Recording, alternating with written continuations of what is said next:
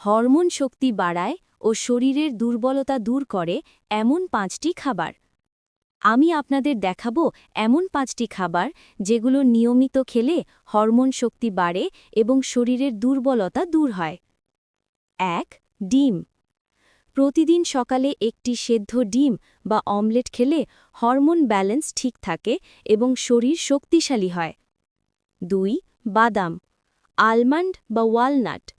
রাতে ভিজিয়ে রেখে সকালে 5-7টি আলমন্ড বা 2-3টি ওয়ালনাট চিবিয়ে খেলে শক্তি বৃদ্ধি পায়। 3. খেজুর।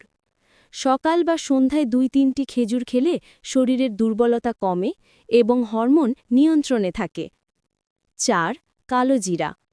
খালি পেটে আধা চা চামচ কালোজিরা পানি বা মধুর সঙ্গে মিশিয়ে খেলে হরমোন শক্তি বাড়ে। 5. কলা।